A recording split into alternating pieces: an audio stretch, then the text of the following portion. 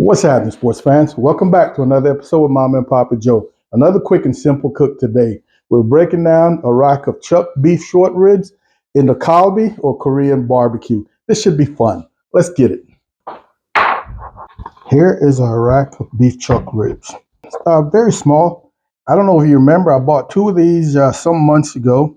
I've used one already. In the market, I had the butcher shop. I just split them down the middle. And this is the perfect use of something like this. I'm going to be removing this thin fat cap first.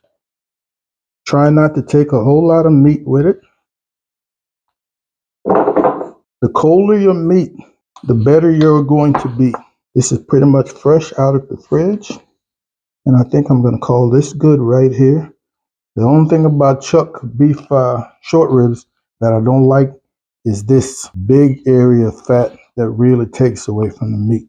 So if I was to dig any deeper, I'd be exposing a bone. You can pretty much hear that. So what we're going to do now is just finish splitting this. And now we're going to cut them into individual short ribs. And I pretty much want to get right down the middle.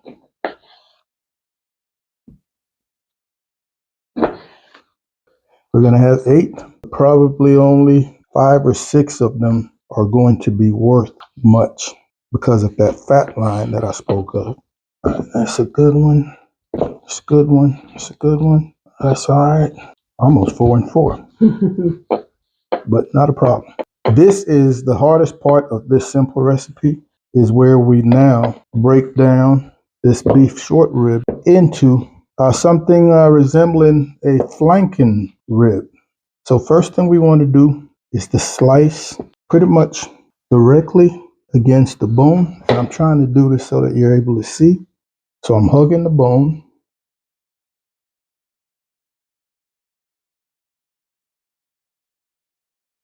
And I want to slice without going all the way through.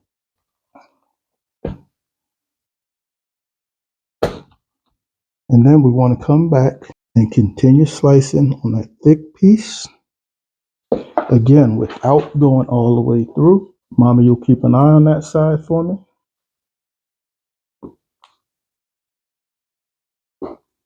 And stop.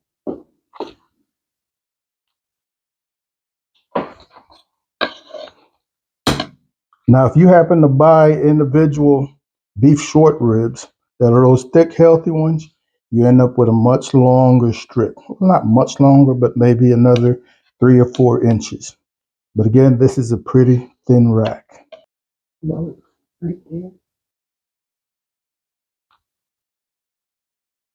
Stop.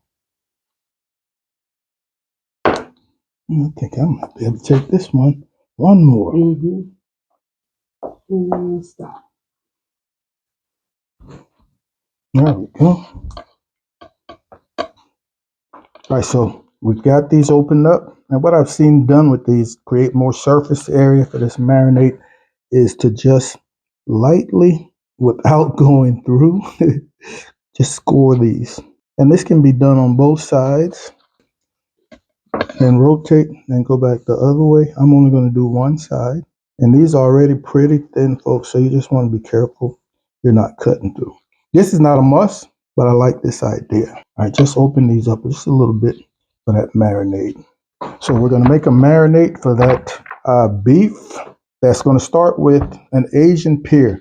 I'm looking to get at least a 1/4 cup of juice out of this. Removing the seeds, I'm going to keep the skin on. This has been washed. I'm just going to go with the small one. Let's see what happens here. So I'm just going to grate this and squeeze it out to get the juice. Oh, I should have did this in a bowl. I think that should do us right there. All right, so here we are, folks.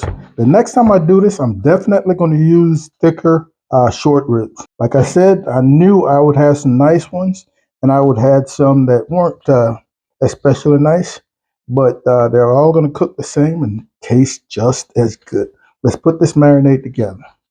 So the first thing we're going to start with is a 1/4 cup of soy sauce.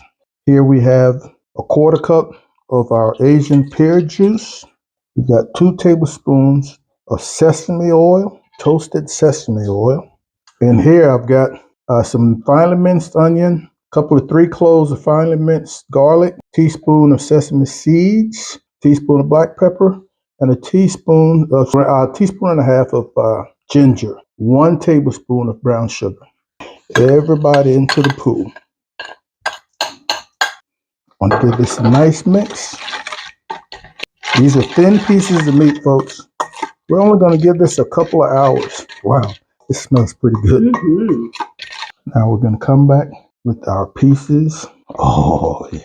Get them in here nicely. All right, and this is it right here. This should get it done.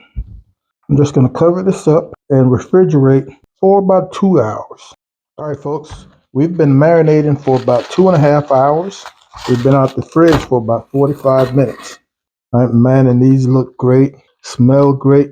We're not going to be brushing anything off. We're not going to be wiping anything off. We're just going to get these out there on the grill as soon as that Weber is preheated and ready to go. Let's head outside and crank that Weber up. All right, folks, our fire is ready, man. Let's get this quick cook knocked out. Don't blink or you're going to miss it. Just keep in mind we've got some sugars, we've got some fat. Oh, so you got to make sure you keep an eye on things. You don't want anything to burn. And I've kept the leftover marinade, folks. If you felt that you needed to, you can always baste these. But man, these are looking good and smelling good. Mm-hmm. All right, folks, we're going to get these off of here, man. These are looking great, smelling great. Oh, yeah. One more flip there. Oh, yeah. I'm liking this. Mm-hmm. So there it is, ladies and gentlemen. Pretty simple, man. I think that Asian pear really does help tenderness because these are some of the most tender. I don't want to call them flanking, but some of the most tender Kalbi I've ever had, man. And man, these aren't hardly overcooked. Still got nice little pink in them, even as thin as they were. Once again, ladies and gentlemen, thank you so much for hanging out with Mom and Papa Joe's. We absolutely appreciate it. Be on the lookout for another video coming very soon. In the meantime, Mom and I want you guys to take care of yourselves, love each other. We'll see you when we see you. Oh, happy Mother's Day to all you fine mothers out there.